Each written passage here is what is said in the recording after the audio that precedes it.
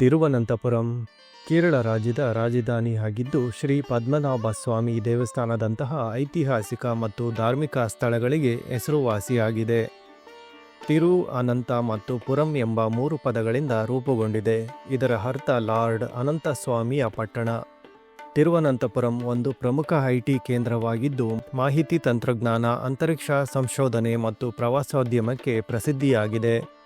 ರಾಜಧಾನಿ ಮತ್ತು ಆಡಳಿತ ಕೇಂದ್ರ ತಿರುವನಂತಪುರಂ ಕೇರಳದ ರಾಜಧಾನಿಯಾಗಿದ್ದು ರಾಜ್ಯದ ಆಡಳಿತ ಕೇಂದ್ರವಾಗಿದೆ. ನಮಸ್ಕಾರ ಸ್ನೇಹಿತರೆ, ನನ್ನ ಚಾನಲ್ಗೆ ಸ್ವಾಗತ. ಪಯಣ ವಿತ್ ಪ್ರಭಾಕರ್. ಈ ವಿಡಿಯೋದಲ್ಲಿ ನಮ್ಮ ಕರ್ನಾಟಕದಿಂದ ತಿರುವನಂತಪುರಂ, ತ್ರಿವೇಂದ್ರಂ ಯಾವ ರೀತಿ ಹೋಗೋದು ಮತ್ತು ತಿರುವನಂತಪುರಂನಲ್ಲಿ ಯಾವೆಲ್ಲ ಸ್ಥಳಗಳನ್ನ ನಾವು ನೋಡ್ಬೋದು ಅಂತ ಹೇಳ್ಬಿಟ್ಟು ಈ ವಿಡಿಯೋದಲ್ಲಿ ನೋಡೋಣ. ನಮ್ಮ ಕರ್ನಾಟಕದಿಂದ ತ್ರಿವೇಂದ್ರಂ 722 ಕಿಲೋಮೀಟರ್ ಆಗುತ್ತೆ. 14 ಅವರ್ ಜರ್ನಿ ಆಗುತ್ತೆ ಟ್ರೈನಲ್ಲಿ. ನಾವು ಬಸ್ಸಲ್ಲಿ ಹೋಗಬೇಕು ಅಂದ್ಕೊಂಡ್ರೆ ಪ್ರೈವೇಟ್ ಬಸ್ ಮಾತ್ರ ಇರೋದು. ಬಸ್ಸಲ್ಲಿ 12 ಗಂಟೆ ಜರ್ನಿ ಆಗುತ್ತೆ. ನಾವು ಈ ರೀತಿಯಾಗಿ ಪ್ಲ್ಯಾನ್ ಮಾಡ್ಬೋದು. ಕನ್ಯಾಕುಮಾರಿ ಮತ್ತು ತ್ರಿವೇಂದ್ರಂ.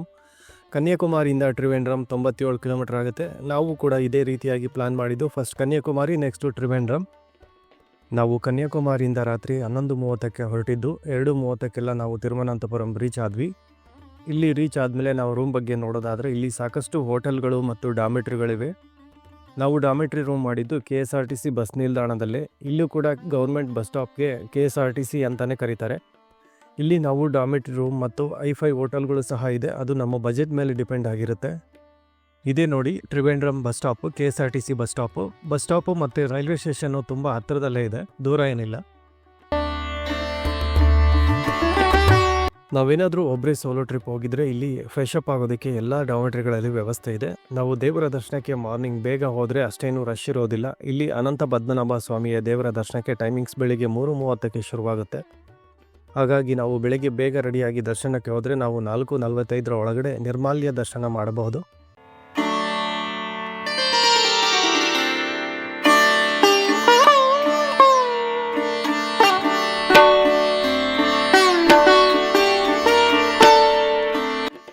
ನಾವು ದೇವರ ದರ್ಶನಕ್ಕೆ ಹೋಗಬೇಕು ಅಂದರೆ ಪುರುಷರು ಮತ್ತು ಮಹಿಳೆಯರು ಹಿಂದೂ ಸಾಂಪ್ರದಾಯಿಕ ಉಡುಪುಗಳನ್ನು ಧರಿಸಬೇಕಾಗುತ್ತೆ. ಒಂದು ವೇಳೆ ಪುರುಷರು ಪಂಚೆ ಧರಿಸಿಲ್ಲ ಅಂದರೆ ದರ್ಶನಕ್ಕೆ ಅವಕಾಶ ಇರೋದಿಲ್ಲ. ನಮ್ಮ ಹಿಂದೂ ಸಾಂಪ್ರದಾಯಿಕ ಉಡುಪುಗಳಿಗೆ ಮಾತ್ರ ಅವಕಾಶ.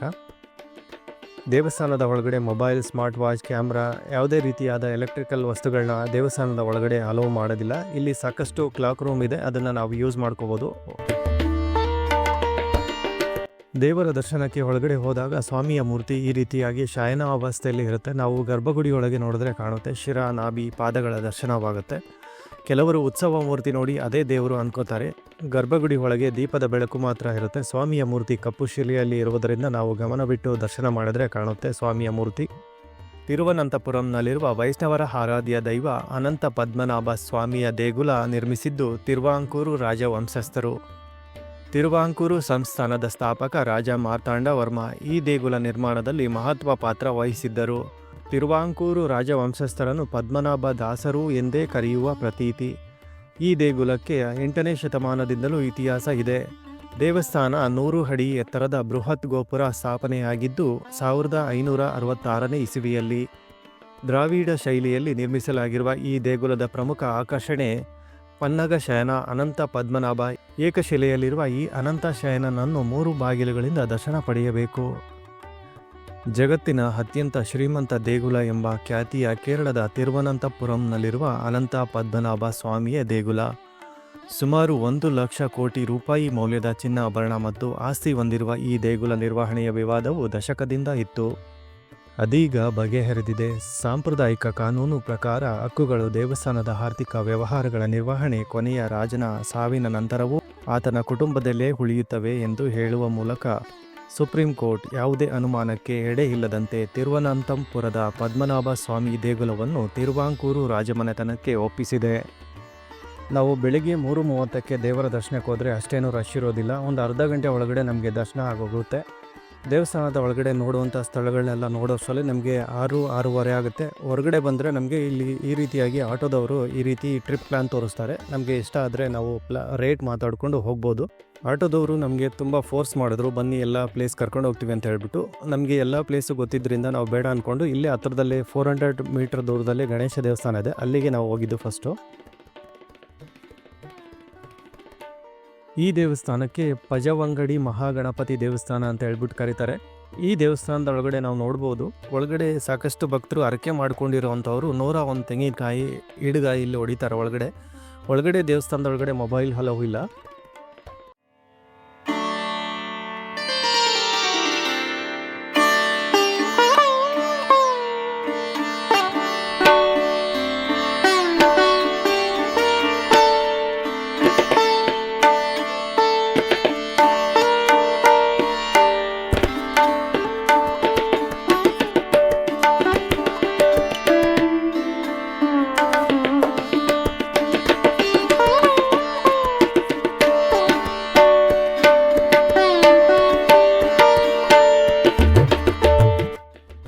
ಇಲ್ಲಿ ಗಣೇಶ ದೇವರ ದರ್ಶನ ಮಾಡಿಕೊಂಡು ನೆಕ್ಸ್ಟ್ ನಾವು ಹೊರಟಿದ್ದು ಅಟ್ಟುಕಲ್ ಭಗವತಿ ದೇವಸ್ಥಾನಕ್ಕೆ. ಇಲ್ಲಿ ಗಣೇಶ ದೇವಸ್ಥಾನದ ಸ್ವಲ್ಪ ಮುಂದೆ ಹೋದರೆ ನಮಗೆ ಸಿಟಿ ಬಸ್ ಸ್ಟಾಪ್ ಕಾಣುತ್ತೆ. ಮುಂದೆ ಹೋಗಿ ರೈಟಿಗೆ ಹೋದರೆ ನಮಗೆ ಸಾಕಷ್ಟು ಪ್ರೈವೇಟ್ ಬಸ್ಗಳು ನಿಂತಿರುತ್ತೆ. ಅಲ್ಲಿ ಹೋಗಿ ಕೇಳಿದ್ರೆ ಹೇಳ್ತಾರೆ ಅಟ್ಟುಕಲ್ ಭಗವತಿ ಯಾವ ಬಸ್ ಹೋಗುತ್ತೆ ಅಂತ ಹೇಳ್ಬಿಟ್ಟು. ಇಲ್ಲಿ ಕೇರಳದಲ್ಲಿ ಕನ್ನಡ ಯಾರಿಗೂ ಅರ್ಥ ಆಗೋದಿಲ್ಲ, 100ರಲ್ಲಿ ಒಬ್ರಿಗೆ ಮಾತ್ರ ಅರ್ಥ ಆಗುತ್ತೆ. ನಾವು ಬೇರೆ ಭಾಷೆ ಮಾತಾಡಲೇಬೇಕಾಗತ್ತೆ. ನಾವು ಡ್ರೈವರ್ಗಳ ಹತ್ರ ದೇವಸ್ಥಾನದ ಹೆಸರು ಹೇಳಿದ್ರೆ ಸಾಕು, ಅವರು ಯಾವ ಬಸ್ ಹೋಗುತ್ತೆ ಅಂತ ಹೇಳ್ಬಿಟ್ಟು ಹೇಳ್ತಾರೆ. ಗಣೇಶ ದೇವಸ್ಥಾನದಿಂದ ಅಟ್ಟುಕಲ್ ಭಗವತಿ ಅಮ್ಮನವರ ದೇವಸ್ಥಾನ ಒಂದು 2.5 ಕಿಲೋಮೀಟರ್ ಆಗುತ್ತೆ. ನಾವು ಬಸ್ಸಲ್ಲಿ ಒಂದು 10 ನಿಮಿಷ ಜರ್ನಿ ಮಾಡಿದ್ರೆ ದೇವಸ್ಥಾನ ಇರೋ ಪ್ಲೇಸ್ಗೆ ಹೋಗ್ತೀವಿ. ದೇವಸ್ಥಾನ ಹತ್ರ ಬಸ್ ಹೋಗಲ್ಲ, ನಾವು ಮೇಯ್ನ್ ರೋಡಲ್ಲಿ ಬಸ್ಸು ಸ್ಟಾಪ್ ಕೊಡ್ತಾರೆ. ಅಲ್ಲಿಂದ ಒಂದು 100 ಮೀಟ್ರ್ ಒಳಗಡೆ ನಾವು ದೇವಸ್ಥಾನದ ಹತ್ರ ಹೋಗಬೇಕಾಗತ್ತೆ. ದಕ್ಷಿಣ ಭಾರತದ ಪ್ರಾಚೀನ ದೇವಾಲಯಗಳಲ್ಲಿ ಒಂದಾದ ಅಟ್ಟುಕಲ್ ಭಗವತಿ ದೇವಾಲಯವನ್ನು ಮಹಿಳೆಯರ ಶಬರಿಮಲೆ ಎಂದು ಜನಪ್ರಿಯವಾಗಿ ವಿವರಿಸಲಾಗಿದೆ. ಏಕೆಂದರೆ ಭಕ್ತರಲ್ಲಿ ಮಹಿಳೆಯರು ಹೆಚ್ಚಿನ ಸಂಖ್ಯೆಯಲ್ಲಿದ್ದಾರೆ. ಅಟ್ಟುಕಲ್ ದೇವಾಲಯದಲ್ಲಿರುವ ದೇವಿಯನ್ನು ಪರಮಾತ್ಮ, ಎಲ್ಲ ಜೀವಿಗಳ ಸೃಷ್ಟಿಕರ್ತ ಮತ್ತು ಪ್ರಬಲ ರಕ್ಷಕಿ ಮತ್ತು ಅವುಗಳೆಲ್ಲದರ ವಿನಾಶಕ ಎಂದು ಪೂಜಿಸಲಾಗುತ್ತದೆ. ಶ್ರೀ ಪದ್ಮನಾಭ ಸ್ವಾಮಿಯ ದೇವಾಲಯಕ್ಕೆ ಭೇಟಿ ನೀಡುವ ಮತ್ತು ಭಗವಂತನನ್ನು ಪೂಜಿಸುವ ದೇಶಾದ್ಯಂತ ಯಾತ್ರಿಕರು ಅಟ್ಟುಕಲ್ ಅಮ್ಮನ ದೇವಾಲಯಕ್ಕೆ ಭೇಟಿ ನೀಡದೆ ತಮ್ಮ ಯಾತ್ರೆ ಪೂರ್ಣಗೊಳ್ಳುವುದಿಲ್ಲ ಎಂಬ ನಂಬಿಕೆ ಇದೆ. ಪ್ರಸ್ತುತ ಯುಗವಾದ ಕಲಿಯುಗದಲ್ಲಿ ದುಷ್ಟಶಕ್ತಿಗಳನ್ನು ನಾಶ ಮಾಡಲು ಮತ್ತು ಜಗತ್ತಿನಲ್ಲಿ ಒಳ್ಳೆಯದನ್ನು ರಕ್ಷಿಸಲು ವಿಷ್ಣು ಮಾಯಾ ಭಗವತಿಯ ಅವತಾರವನ್ನು ತೆಗೆದುಕೊಂಡರು. ಅಟ್ಟುಕಲ್ ಭಗವತಿ ಸನ್ನಿಧಾನದಲ್ಲಿ ಪ್ರತಿ ವರ್ಷ ಸಂಕ್ರಾಂತಿ ಟೈಮಲ್ಲಿ ಇಲ್ಲಿ ಪೊಂಗಲ್ ಅಂತ ಹೇಳ್ತಾರೆ. ಸಂಕ್ರಾಂತಿ ಹಬ್ಬಕ್ಕೆ ಇಲ್ಲಿ ಲಕ್ಷಾಂತರ ಮಹಿಳೆಯರು ಹಬ್ಬದಲ್ಲಿ ಪಾಲ್ಗೊಂಡು ಪೊಂಗಲ್ ಆಚರಣೆ ಮಾಡ್ತಾರೆ. ಇದು ಗಿನ್ನೀಸ್ ವರ್ಲ್ಡ್ ರೆಕಾರ್ಡು ಕೂಡ ಆಗಿದೆ. ಅಟ್ಟುಕಲ್ ಭಗವತಿ ದೇವಸ್ಥಾನದಲ್ಲಿ ದರ್ಶನ ಆದಮೇಲೆ ನೆಕ್ಸ್ಟು ನಾವು ಹೊರಟಿದ್ದು ಪುರಾತನವಾದ ತಿರುವಳ್ಳಂ ಪರಶುರಾಮ ದೇವಸ್ಥಾನಕ್ಕೆ. ಇಲ್ಲಿಂದ 4 ಕಿಲೋಮೀಟರ್ ಆಗುತ್ತೆ. ನಾವು ಬಸ್ಸಲ್ಲಿ ಹೋಗ್ಬೋದು, ಇಲ್ಲ ಆಟೋದಲ್ಲಿ ಹೋಗ್ಬೋದು. ಆಟೋದಲ್ಲಿ ಸ್ವಲ್ಪ ಹಣ ಜಾಸ್ತಿ ಕೇಳ್ತಾರೆ. ಈ ಕ್ಷೇತ್ರದಲ್ಲೇ ಶ್ರೀ ಜಗದ್ಗುರು ಆದಿ ಶಂಕರಾಚಾರ್ಯರು ತನ್ನ ತಾಯಿಗೆ ಪಿಂಡ ಪ್ರದಾನ ಮಾಡಿದ ಸ್ಥಳ. ಈ ದೇವಸ್ಥಾನ ಸುಮಾರು 2000ದಷ್ಟು ಹಳೆಯದು. ಈ ದೇವಸ್ಥಾನಕ್ಕೆ ಹೆಚ್ಚಿನ ಸಂಖ್ಯೆಯಲ್ಲಿ ಭಕ್ತರು ಪಿಂಡ ಪ್ರದಾನ ಮಾಡಲು ಬರುತ್ತಾರೆ.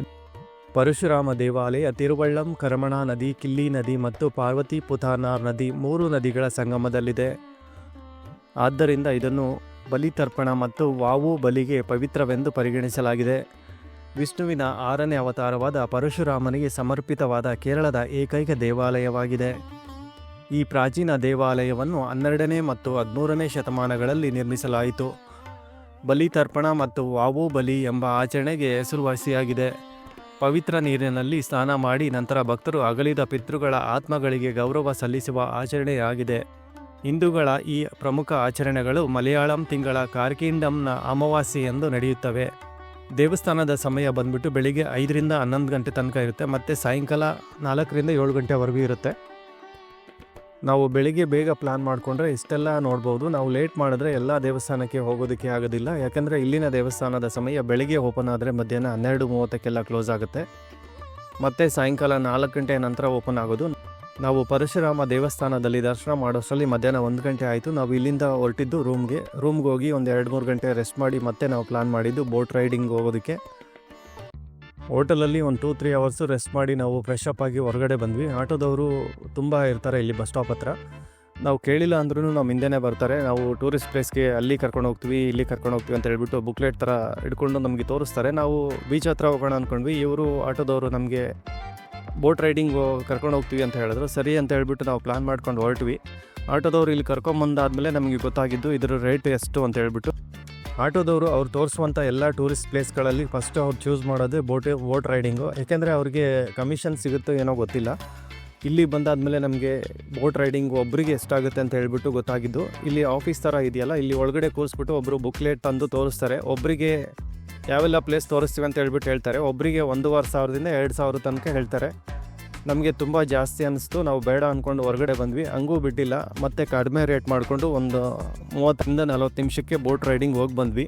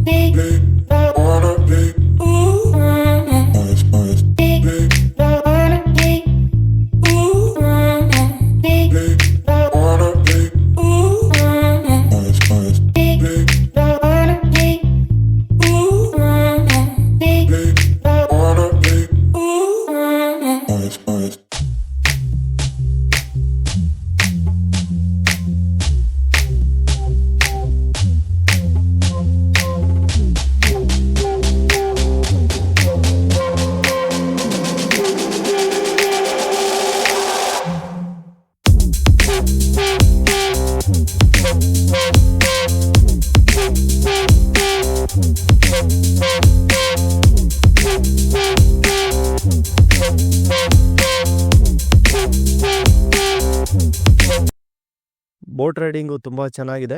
ಮಕ್ಕಳ ಜೊತೆ ಫ್ಯಾಮಿಲಿ ಜೊತೆ ಬಂದರೆ ಎಂಜಾಯ್ ಮಾಡ್ಬೋದು. ಮೆಮೊರಬಲ್ ಡೇ ಅಂತಲೇ ಹೇಳ್ಬೋದು. ನಾವು ಇಂಗ್ಲೀಷ್ ಫಿಲಿಮು ಆನೆಕೊಂಡ ಫಿಲಿಮ್ ನೋಡಿರ್ತೀವಲ್ಲ, ಅದೇ ಫಿಲಿಮು ಕೆಲವೊಂದು ಸೀನು ಇದೇ ಪ್ಲೇಸಲ್ಲಿ ತೆಗೆದಿದ್ದಾರಂತೆ.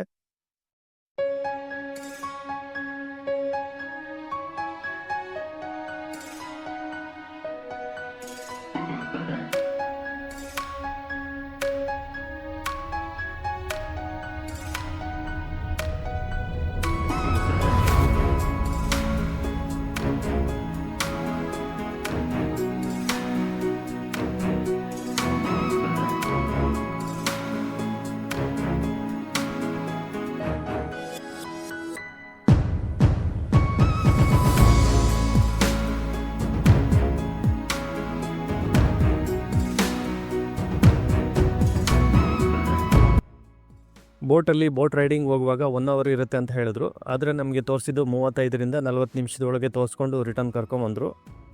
ತುಂಬ ಚೆನ್ನಾಗಿತ್ತು ಬೋಟ್ ರೈಡಿಂಗು. ಬೋಟಿಂಗ್ ರೈಡ್ ಮುಗಿದಾದ್ಮೇಲೆ ಮತ್ತೆ ನಾವು ರಿಟರ್ನು ಸಿಟಿಗೆ ಆಟೋದಲ್ಲಿ ಹೋಗೋಣ ಅಂತ ಹೇಳ್ಬಿಟ್ಟು ಆಟೋ ಹುಡುಕಿದ್ವಿ. ಆಟೋ ಸಿಗಲಿಲ್ಲ. ಇಲ್ಲೇ ಹತ್ರದಲ್ಲಿ 1 ಕಿಲೋಮೀಟರ್ ಒಳಗಡೆ ನಮಗೆ ಬಸ್ ಸ್ಟಾಪ್ ಇತ್ತು. ಹಾಗಾಗಿ ನಾವು ಬಸ್ಸಲ್ಲೇ ಸಿಟಿ ಸೇರ್ಕೊಂಡ್ವಿ.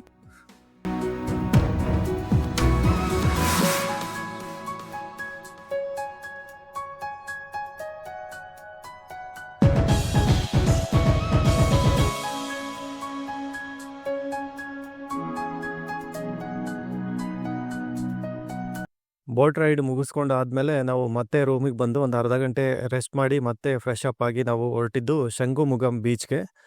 ಬಸ್ ಸ್ಟಾಪಿಂದ ಈ ಬೀಚು 12 ಕಿಲೋಮೀಟರ್ ಆಗುತ್ತೆ. ನಾವು ಇಲ್ಲಿಂದ ಆಟೋದಲ್ಲೇ ಹೋದ್ವಿ. ಆಟೋದವರು 200 ರೂಪಾಯಿ ಚಾರ್ಜ್ ಮಾಡಿದ್ರು. ಈವ್ನಿಂಗ್ ಟೈಮಲ್ಲಿ ಹೋದ್ವಿ. ತುಂಬ ಚೆನ್ನಾಗಿತ್ತು. ಸೂರ್ಯ ಮುಳುಗೋ ಟೈಮಲ್ಲಿ ಹೋಗಿದ್ದು ನಾವು.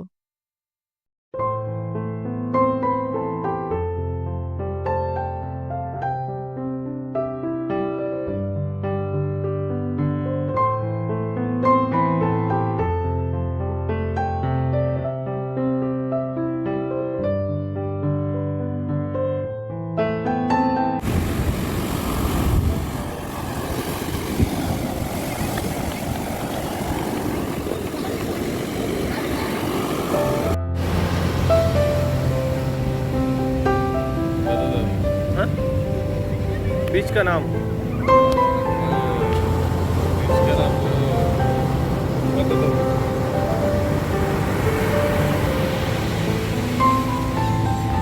ಈ ಬೀಚು ಹೆಚ್ಚಾಗಿ ಫ್ಯಾಮಿಲಿ ಫ್ರೆಂಡ್ ಜೊತೆ ಈವ್ನಿಂಗ್ ಬಂದು ಟೈಮ್ ಸ್ಪೆಂಡ್ ಮಾಡೋದಕ್ಕೆ ಹೆಚ್ಚಾಗಿ ಜನ ಇಷ್ಟಪಡ್ತಾರೆ. ಈವ್ನಿಂಗ್ ಟೈಮು ತುಂಬ ಚೆನ್ನಾಗಿರುತ್ತೆ ಸೂರ್ಯ ಮುಳುಗೋ ಟೈಮಲ್ಲಿ.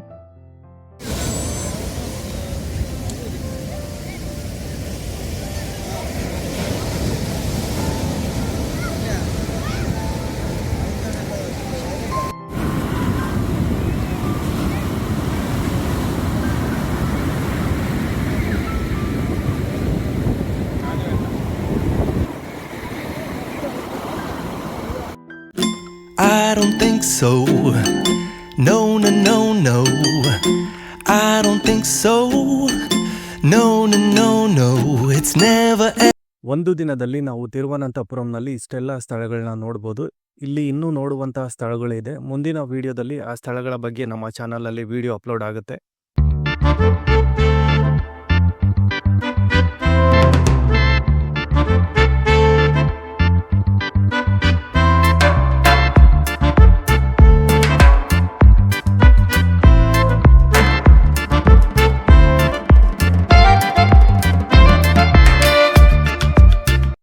ಸ್ನೇಹಿತರೆ, ಈ ವಿಡಿಯೋದಲ್ಲಿರುವಂಥ ಎಲ್ಲ ಮಾಹಿತಿಗಳು ನಿಮಗೆ ಇಷ್ಟವಾದಲ್ಲಿ ಲೈಕ್ ಮಾಡಿ, ಶೇರ್ ಮಾಡಿ, ಹಾಗೆ ನಮ್ಮ ಚಾನಲನ್ನು ಸಬ್ಸ್ಕ್ರೈಬ್ ಮಾಡಿ. ಇದೇ ಥರ ಬೇರೆ ಬೇರೆ ಸ್ಥಳಗಳ ಬಗ್ಗೆ ಹೊಸ ಹೊಸ ವಿಡಿಯೋ ನಮ್ಮ ಚಾನಲಲ್ಲಿ ಅಪ್ಲೋಡ್ ಆಗ್ತಾ ಇರುತ್ತೆ.